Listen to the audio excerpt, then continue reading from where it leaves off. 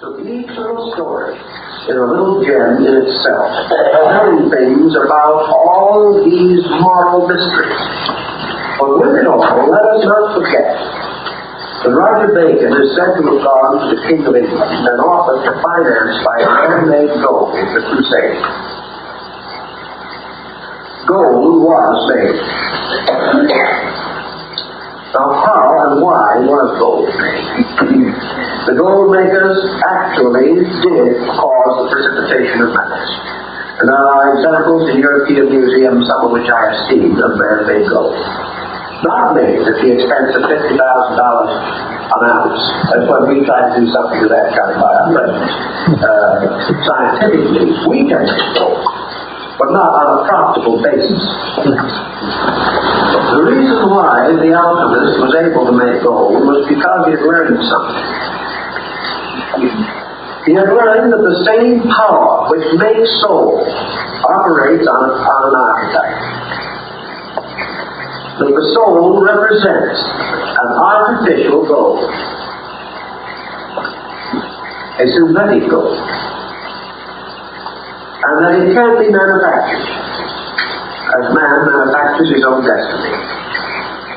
And in the same way, by the same laws, the metals, the physical metals, can be handled. But in order to handle them, as Nicholas Flamel points out, you must kill the metals. You must actually perform the physical fate, the death and resurrection of the metals.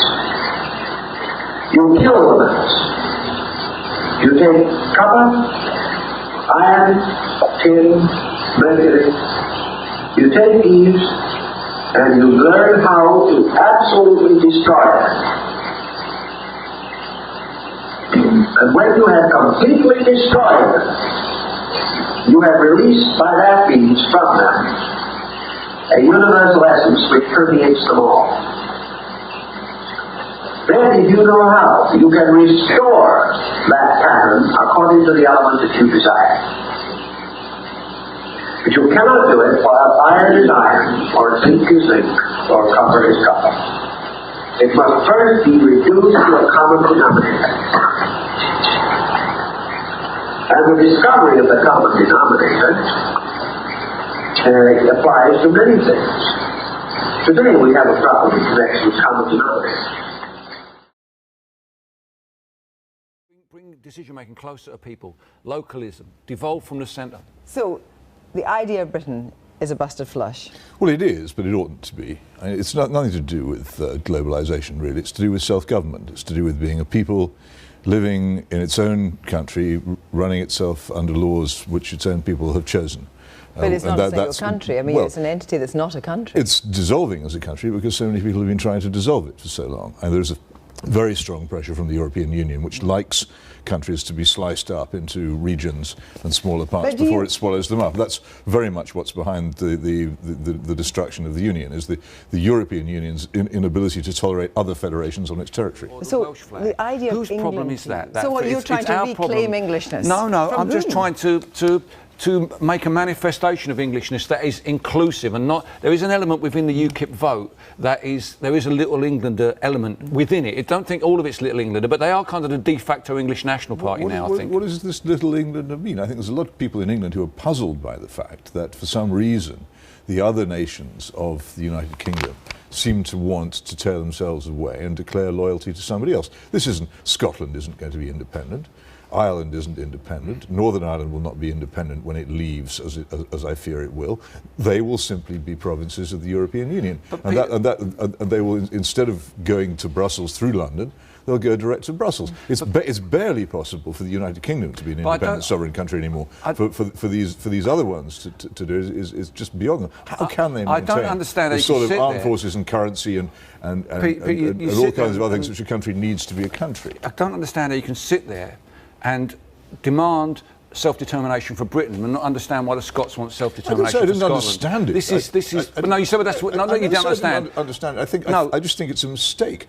I don't think. I think Scotland, England, Wales, and come to that island have more in common with each other than they have with any of the countries of continental Europe. But it's up to the people of Scotland to say that, not you, Peter. You're an Englishman. I didn't say it wasn't up to them. But I think that one of the reasons why Scotland is likely, I think, to leave either totally or through Devo Max is because of the feebleness of the British response. The whole idea of unionism has lost all force because the main party, which was supposed to defend it, has itself become a European party. The Conservative Party, which ought to have been defending the Union, and come to that, the Labour Party, which ought to be defending the Union, have both become shills for the European Union. How can you defend the British United Kingdom while simultaneously campaigning for the European Union? You can't. They're rival entities. But the Scots' urge for self-determination is a response to globalisation, is a response to the supranational capitalism that's manifest in the City of London. But are you suggesting that people in Scotland are not for the idea of the European Union? No, not at all. No, I'm suggesting that people in Scotland are no longer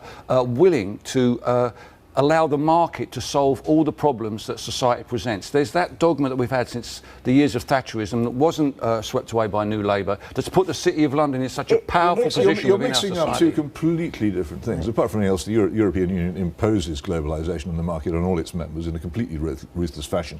And if you think Scotland's going to escape that by leaving the United Kingdom, you're very much mistaken.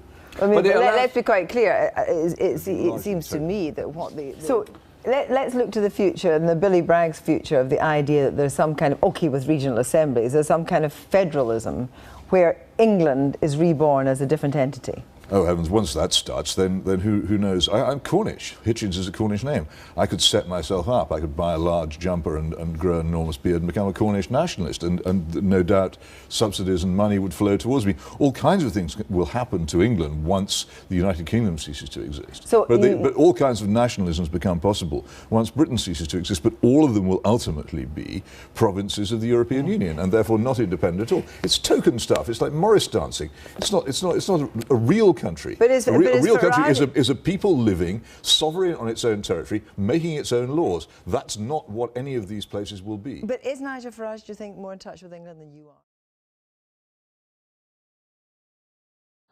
Today we have a problem in connection with common denominators. When we have Japanese and Chinese and Hindus and Greeks and the Persians and the Jews, we are never going to have a brotherhood of man. We can. But we can only have that brotherhood of man when we destroy the differences and discover the reality.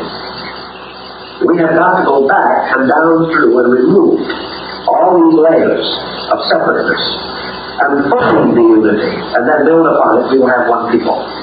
That's the same principle exactly as the alchemical experiment. We cannot take things in their various degrees of development and synthesize them. You've got to reduce them to their basic principle. That's why we practically have to reduce the human being to extremity before you teach him anything. It is only when he says to himself, I am a complete failure, that he begins to have a little hope of succeeding. When he says to himself, I don't know what to do next, then he will begin to think. Because he has reduced himself to his basic element by rejecting and renouncing his own confusion and error. So in alchemy and in all departments, including chemistry itself, the reduction of these elements to their basic element makes possible their restoration in a new and important integration, or into a new chemical substance, which can be augmented then by cycles until its particular purpose is attained. Gold can be made.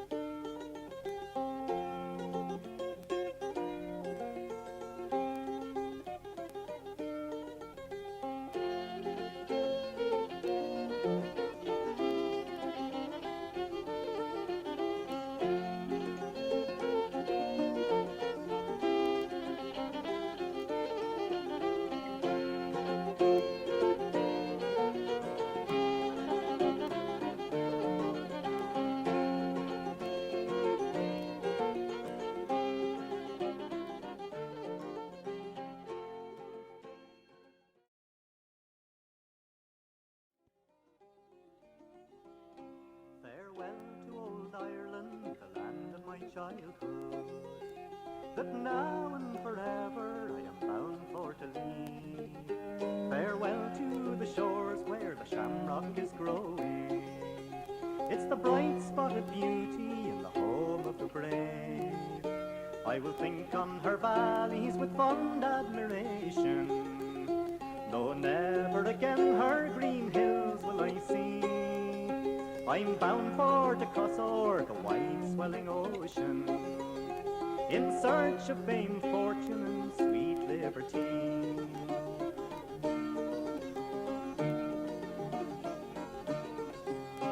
It's hard to be forced from the lands that we live in.